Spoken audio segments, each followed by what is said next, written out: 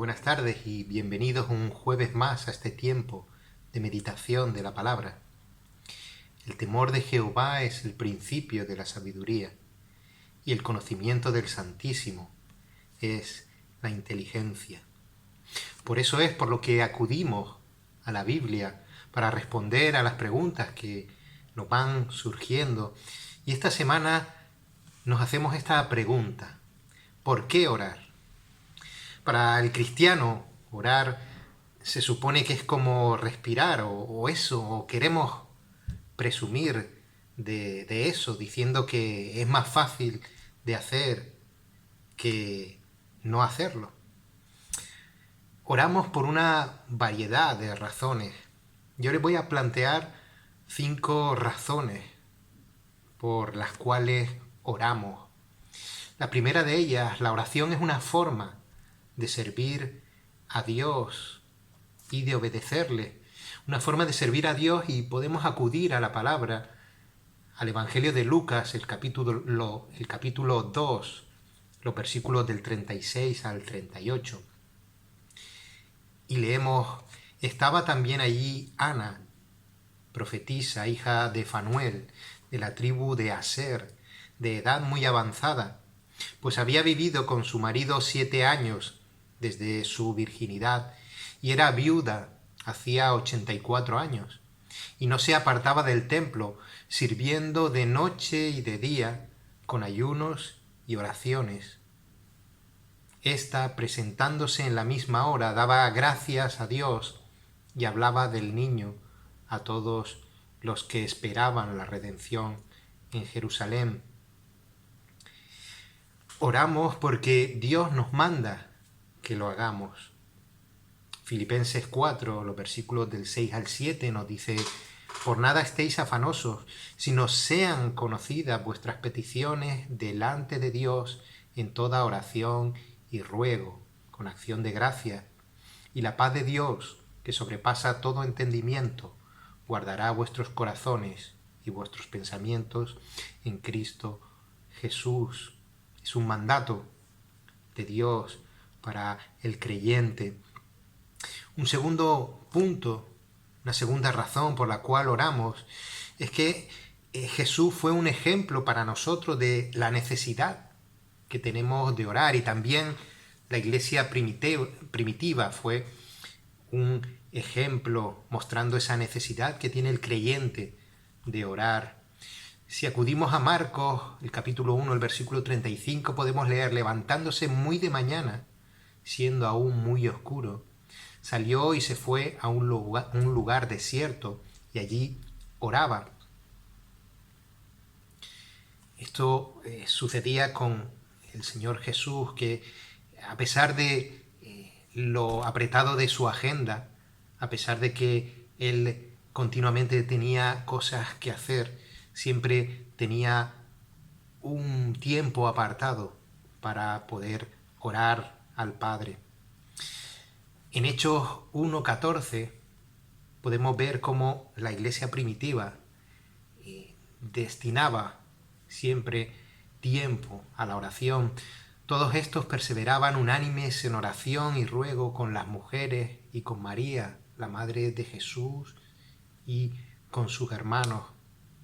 Y en el capítulo 2, el versículo 42, y perseveraban en la doctrina de los apóstoles, en la comunión unos con otros, en el partimiento del pan y en las oraciones. O en el capítulo 3, el versículo 1, Pedro y Juan subían juntos al templo a la hora 9, la de la oración. O en el capítulo 6, el versículo 4 de este libro de Hechos: y nosotros persistiremos en la oración y en el ministerio de la palabra.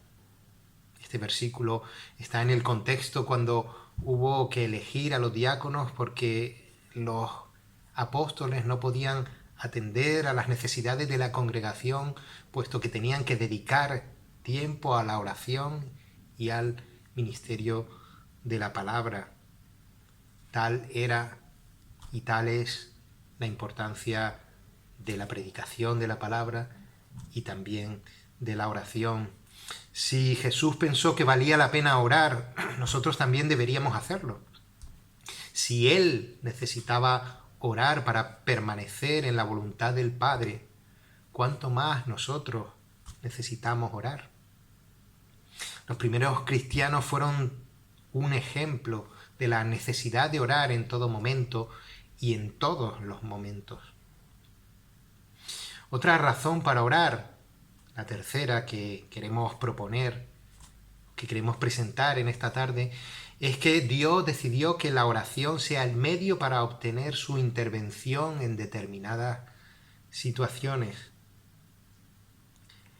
Por ejemplo, para prepararnos para decisiones importantes. En Lucas el capítulo 6, los versículos 12 y 13 podemos leer: en aquellos días él fue al monte a orar y pasó la noche orando a Dios. Y cuando era de día, llamó a sus discípulos y escogió a 12 de ellos, a los cuales también llamó apóstoles. En este momento el Señor Jesús se retiró a orar porque debía tomar la decisión de aquellos 12 hombres que iban a formar parte de su círculo íntimo de apóstoles. Una decisión que puso en las manos del Padre. Para derrotar la actividad demoníaca en la vida de las personas es que se utiliza la oración. En Mateo el capítulo 17, los versículos del 14 al 21, encontramos una historia y dice así la palabra: cuando llegaron al gentío, vino a él un hombre que se arrodilló delante de él diciendo: Señor, ten misericordia de mi hijo, que es lunático y padece muchísimo, porque muchas veces cae en el fuego y muchas en el agua. Y lo he traído a tus discípulos, pero no le han podido sanar.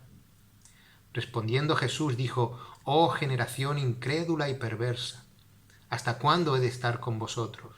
¿Hasta cuándo os he de soportar? Traédmelo acá. Y reprendió Jesús al demonio, el cual salió del muchacho, y éste quedó sano desde aquella hora. Viniendo entonces los discípulos a Jesús, aparte, dijeron: ¿por qué nosotros no pudimos echarlo fuera? Jesús les dijo: por vuestra poca fe.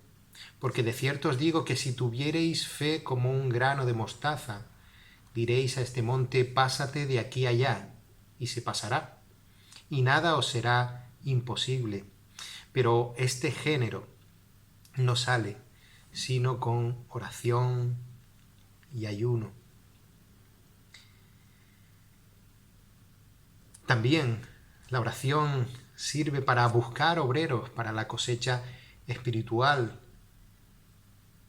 Lucas 10:2 nos dice: y les decía Jesús a sus discípulos: la mies es mucha, a la verdad, mas los obreros pocos.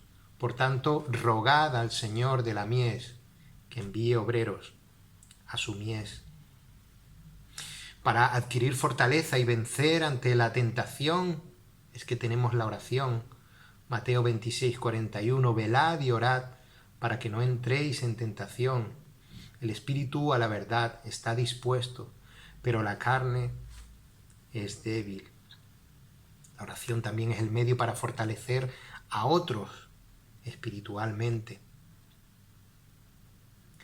Efesios 6, 18 y 19: orando en todo tiempo con toda oración y súplica en el Espíritu, y velando en ello con toda perseverancia y súplica por todos los santos, y por mí, a fin de que, al abrir mi boca, me sea dada palabra para dar a conocer con denuedo el misterio del Evangelio. Como decíamos, esa razón tercera, y es que Dios decidió que la oración sea el medio para obtener esa intervención en determinadas situaciones. El punto 4, el motivo 4, venimos a Dios con nuestras peticiones específicas y tenemos la promesa de Dios de que nuestras oraciones no son en vano, aun si no recibimos específicamente lo que pedimos. En Mateo 6:6 podemos leer: mas tú cuando ores entra en tu aposento y cerrada la puerta, ora a tu Padre que está en secreto, y tu Padre que ve en lo secreto te recompensará en público. Y Romanos 8:26 y 27. Y de igual manera el Espíritu nos ayuda en nuestra debilidad, pues qué hemos de pedir como conviene no lo sabemos, pero el Espíritu mismo intercede por nosotros con gemidos indecibles. Mas el que escudriña los corazones sabe cuál es la intención del Espíritu, porque conforme a la voluntad de Dios intercede por los santos. El Espíritu Santo es la garantía de que recibiremos de Dios lo que necesitamos, aunque no sea lo que queramos o deseemos. Y es tanto así que el Espíritu Santo nos dirige en la oración a pedir conforme a la voluntad de Dios y se convierte también en nuestro interlocutor, en nuestro traductor. Traduce nuestra oración a la voluntad de Dios. El quinto punto, por qué la oración es necesaria. Él ha prometido que cuando oremos por cosas que estén de acuerdo a su voluntad, Él nos las concederá. Primera de Juan 5, versículos 14 y 15. Algunas veces Él retarda sus respuestas de acuerdo a su voluntad y para nuestro beneficio. En estas situaciones debemos ser diligentes y perseverantes en la oración. La oración no debe ser vista como el medio por el cual Dios cumple nuestra voluntad en la tierra, sino como el medio para hacer que la voluntad de Dios sea hecha en la tierra. Como en la oración del Padre Nuestro: hágase tu voluntad en la tierra, así como se hace en el cielo. La sabiduría de Dios excede sin medida a nuestra sabiduría. En situaciones en las que no sabemos específicamente cuál sea la voluntad de Dios, la oración es el medio para discernirla. Si la mujer sirofenicia, cuya hija estaba poseída por un demonio, no le hubiera rogado a Cristo, su hija no habría sido sanada. Si el hombre ciego que mendigaba en las afueras de Jericó no hubiera llamado a Cristo, nunca habría recobrado la vista. Dios ha dicho que muchas veces no obtenemos lo que pedimos porque no sabemos cómo pedir. Dice Santiago 4:2. En ese sentido, la oración es como compartir el Evangelio con la gente. No sabemos quién va a responder al mensaje del Evangelio hasta que lo compartimos. Y es lo mismo que sucede con la oración. Nunca vamos a ver los resultados de la respuesta a la oración hasta que oremos. Esto no significa que sea nuestra voluntad la que se cumple. Nosotros no vamos a alterar la voluntad de Dios, porque es la voluntad de Dios la que se va a cumplir. Con nuestra oración no influimos en las decisiones de Dios, sino que con la oración es que podemos acercarnos y discernir la voluntad de Dios en esas situaciones. La falta de oración también demuestra falta de fe y la falta de confianza en la palabra de Dios. Oramos para demostrar nuestra fe en Dios. Oramos para demostrarnos también a nosotros mismos que Él hará conforme a lo que Él ha prometido en su palabra y bendecirá nuestras vidas abundantemente, más de lo que pedimos o entendemos. El problema es que muchas veces confundimos lo que es la bendición de nuestras vidas con el bienestar en nuestras vidas. Confundimos la bendición en nuestras vidas con tener propiedades, tener dinero. Y es por eso que muchas veces sentimos que no somos escuchados en nuestras oraciones. Por eso debemos ser observadores y para poder ver que el Señor cumple esas oraciones, tenemos que acudir a la palabra, porque allí veremos cómo el Señor cumple verdaderamente esas bendiciones en nuestra vida. Como decimos, Él hará conforme a lo que ha prometido en su palabra. Bendecirá a nuestras vidas. Dice Efesios 3:20, y a aquel que es poderoso para hacer todas las cosas, mucho más abundantemente de lo que pedimos o entendemos, según el poder que actúa en nosotros. La oración es nuestro principal medio para ver la obra de Dios, también en la vida de los otros. Y siendo el medio por el que nos conectamos al poder de Dios, es nuestro medio para defendernos de Satanás y su ejército, ante quien estamos indefensos para derrotarlo por nosotros mismos. El ser humano es incapaz de manera individual de derrotar a Satanás.